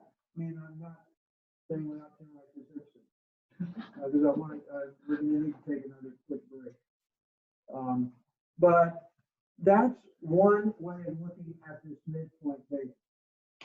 Now, we have no mode in the second set, But it is huge. but it is skewed. If we were to plot that out, if we were to do like a frequency polygon, we would find that it was skewed, whereas the other one is probably not perfectly symmetric, but much more so. Data sets are rarely perfectly symmetric unless they are on large numbers. And where we can expect to have, you know, a fairly standard range. But data sets are rarely perfectly symmetric, but some are more so than others. And in fact, we'll get to that. When we get to very large data sets, like population, large populations, we find that they tend to be very symmetric. They tend to have that bell curve. And when we start talking about standard deviation, which we'll probably do on about Wednesday, we're going to be talking about the bell curve and how we can calculate and standard deviation is a measure basically of how compact the data set is. Okay. All right. Questions? Did that help, Brandy? Yeah. And we'll do another one after we take a break. Okay. I also want to print off the homework assignment.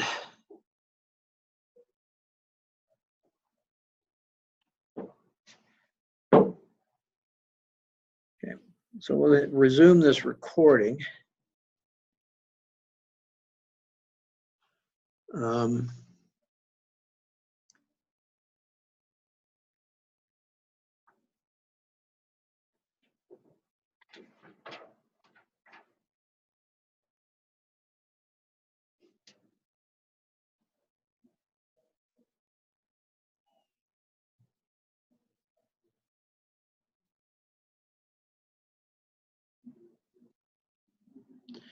Okay. All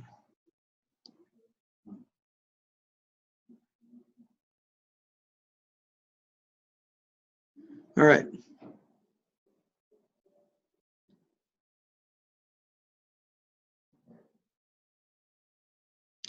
Let's do another problem before we look at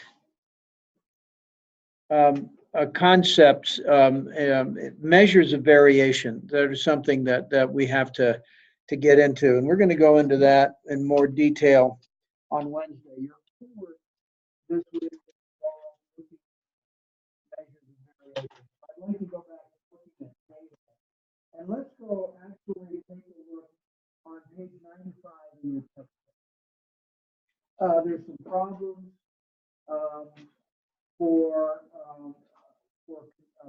consideration.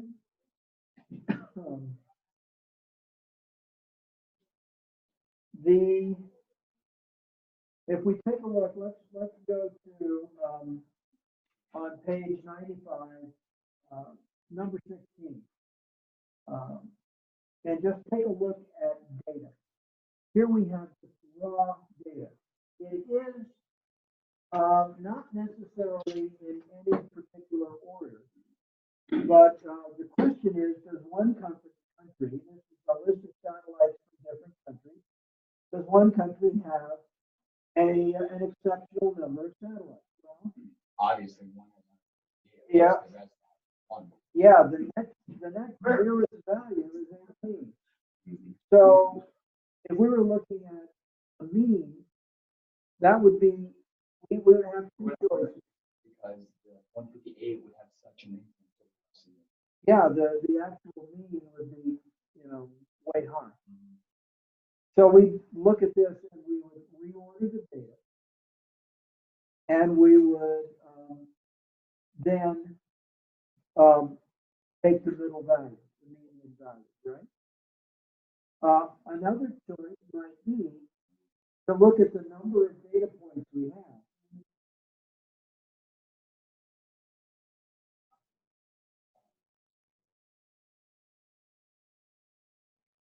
24 data points.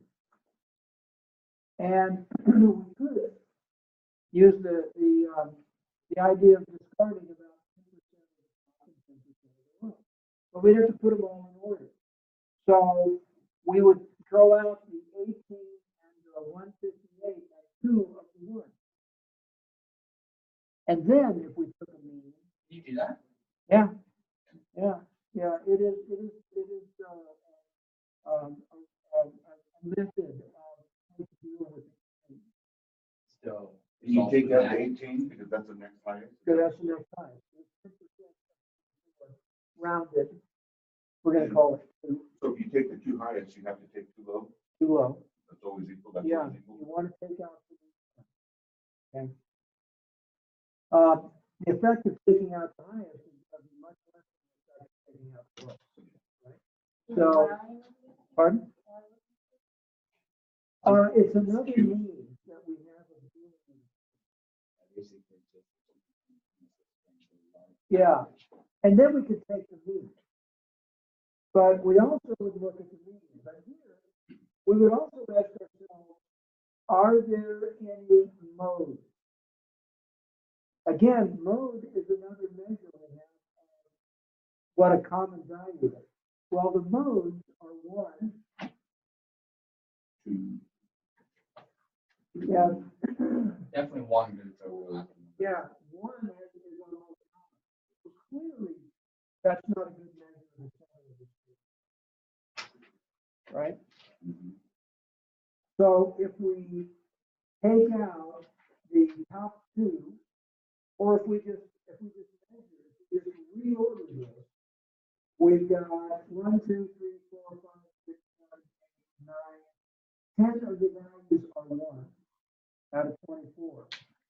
And then we have 1, 2.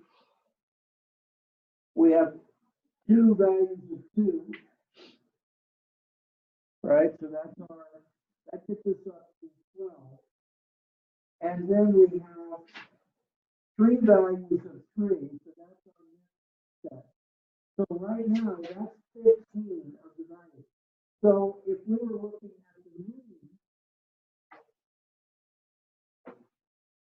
at the mean, it would be between those 3. Because that's going to be between 12 and the 12th and 13th value. Is that a good measure? I thought no. No, it's not a Just good because measure. obviously not a lot of places have more. Yeah. Obviously, most countries you can find 10 out of 24. Nearly 40% of the countries have 1 satellite. Yeah. Now, clearly, this is a data set that is so severely skewed toward a few countries. The surprise here is that there's only 1 that has a huge number. I would have thought that there would have been a second country that would have an outsized number of studies. Russia, obviously. But that's obviously not what the data is telling us. Very clearly, the United States is going to be the 158. Even though we launched satellites, It probably still classified as our satellite, regardless who it is. no, actually not. No? No, because they pay us. They pay us a substantial amount. Elon Musk, super. That's why he's launched in the country. Wow, did you see that? That was a Tesla. That rocket or landing straight down? That's crazy. What? Oh, yeah. That's what I think it's gonna be. Did he see the concept or find it? Oh, he supplies the space station regularly, yeah. And they land, they land on the ground or they land on a plane. Big old missile. Oh, and they're making like cars that part and drive themselves now. Yep. As Anyway, going back to Technically speaking, that's going to be a safer world. Yep. Now, one of the things we talked about in the first lecture was this issue of the freshman 15, that according to the freshman 15 Landon College freshmen gained 15 pounds during their freshman year. So here we have some more data from a study to actually investigate that. Look at it. Now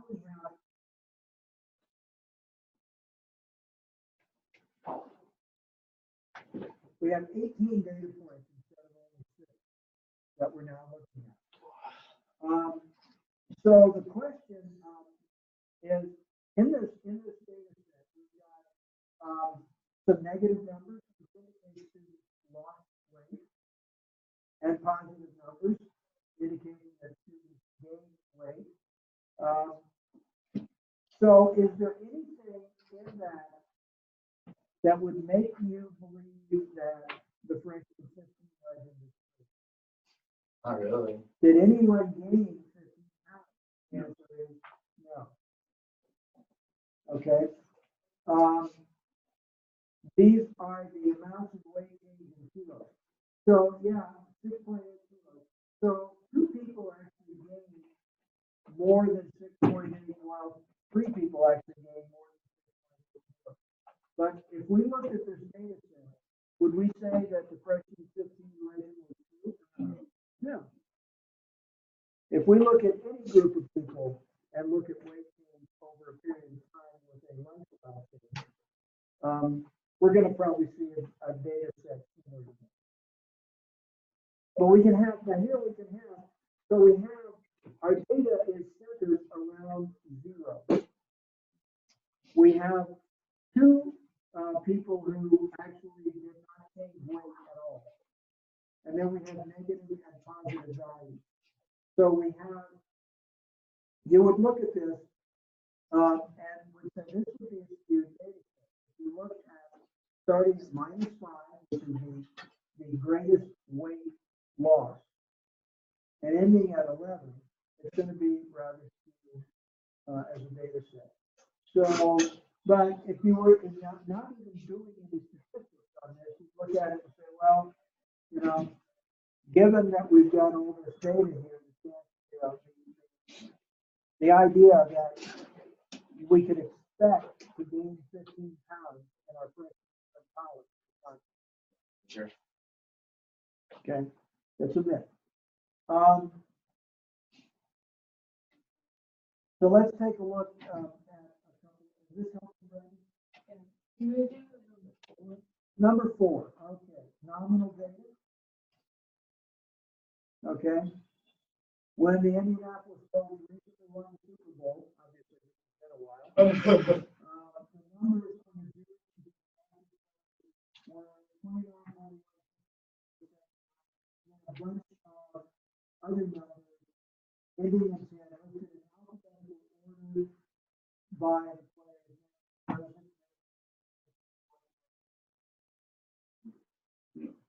Why not? But that's, I don't know why it's a nominal, because I want to say that's qualitative.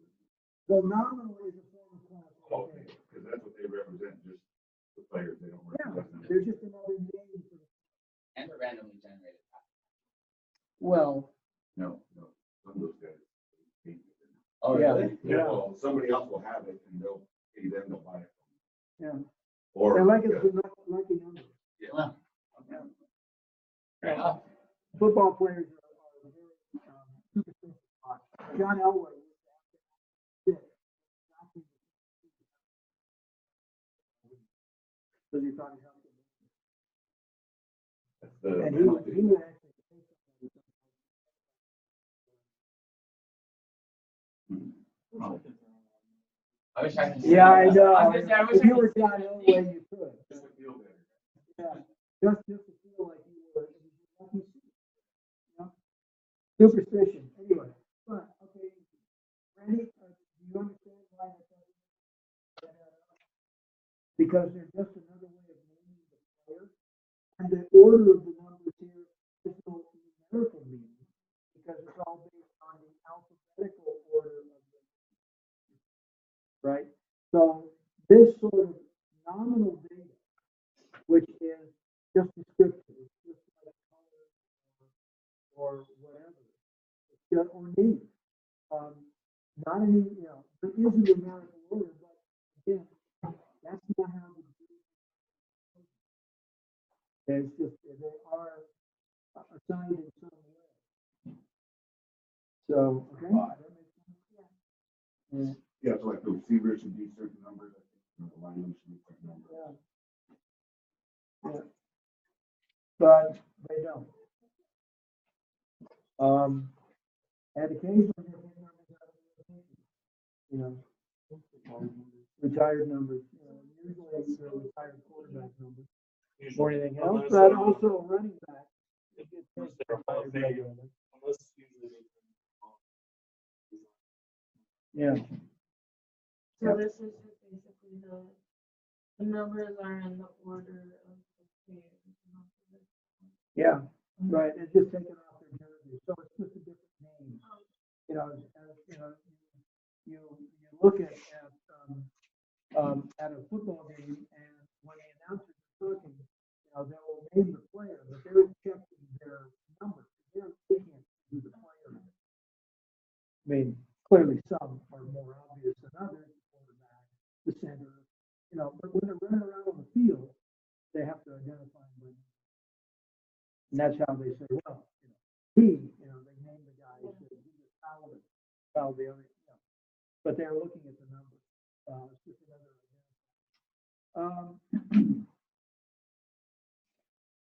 let's look at a little bit of data here for number 7, car crash cost. Crash tests on new cars traveling at 6 miles an hour. Total cost of damage is found for a simple random sample of the cars listed below. So the different measures of centers differ very much. Okay, so in this case, this would be a case where you actually have to look at calculating those measures of centers. First off, we have no mode. Easy enough. We have one value that is extremely high, over $9,000. But I still feel like it's kind of still in the ballpark. I mean, if you're taking like $1,000 difference here and there, it doesn't, I feel like it wouldn't have too much of a pull on. You'd have to look at the different measures. This is one car being evaluated by different companies, or It's just that the Institute for Highway, the Insurance Institute for Highway Safety. So this is evaluated by a common methodology. Okay, they really do try to take out variables. so they basically have the same damage. Exactly the same kind of accident. 6 miles an hour, probably a head-on crash. That's the way they usually do it. Yeah, there'd have to be a lot of, did you say, variables? I mean, the cost here, they could maybe, these guys are using actual parts from the dealer, that's why it costs so much. Could be. Yeah, there's so much missing data, and all we're going to do is look at the numbers. All right. Yeah, you're right. There are many variables. So we have a range of 4277 to 9051. So simply the added values here. So that would be 13,328 divided by 2. So the mid-range is one measure of that, or whatever that number is. You've got, if you put them all in order, and then the median would be 6374. 13,278 divided by 2 is 39. Is that the two middle numbers you added together? No, what I did was I looked at the extreme. Oh, okay. 4297, 4277 and 9051. Okay. So if we look at the median, it's going to be 6374. That's not all that different. 6639. Okay. Now, if we added all these up, the only way we can do this is actually make a calculation. If we add all these up and divide them, we're probably going to have a number that is, again, fairly close to the others. Problem, small data set. Yeah. And even though we look to have, extreme, if we took out the 9,051 and the 4,277, and then looked at the median or mean of the other three numbers, we'd still have a 6374. So tossing out high and low doesn't work here. So it doesn't change anything. My bet is that in this particular case, there are differences between them. We've already seen that the median of the 74 and the mid-range 6639, right? So if we look at that, or 6619 actually, and then compared with the arithmetic mean, I think they're all going to come out fairly close.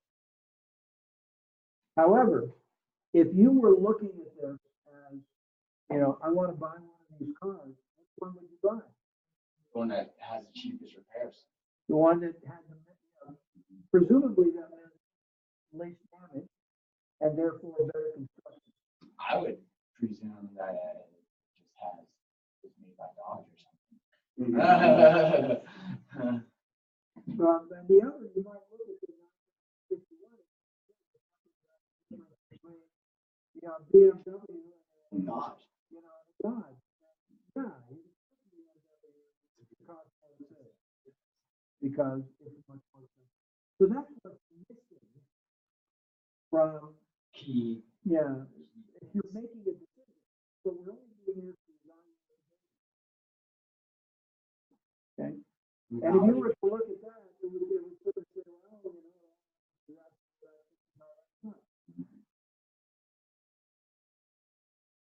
so what? But the issue is that depends on what you do with the data. Statistics has to be in context, and they have to be done with the specific idea as to what that context is. Okay? So it's not trying to break up the noise. There's some definitions from chapter 3. Now this goes beyond. Chapter 3 then goes on to evaluating the data in different ways and calculating things like standard deviations and looking at normal distributions. And so we're going to be going on to that on Wednesday. We'll get into some what look to be complicated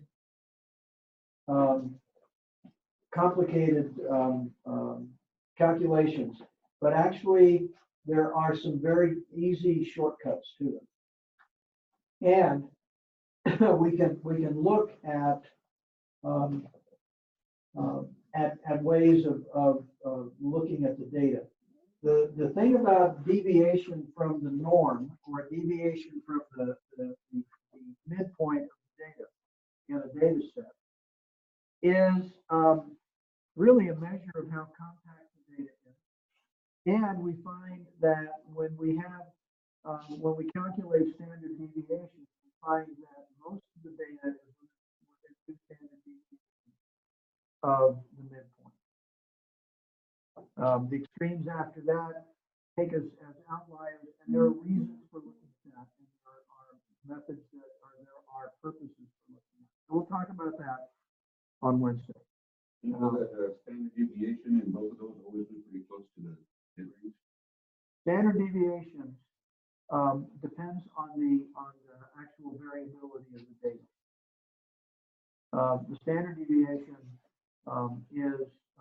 is calculated based on a table that we have. And we'll be using that for that. But we'll talk about the theory behind it first and the purpose. So and how we, and, the use of it in various settings. All right, so See you Wednesday. See you Wednesday.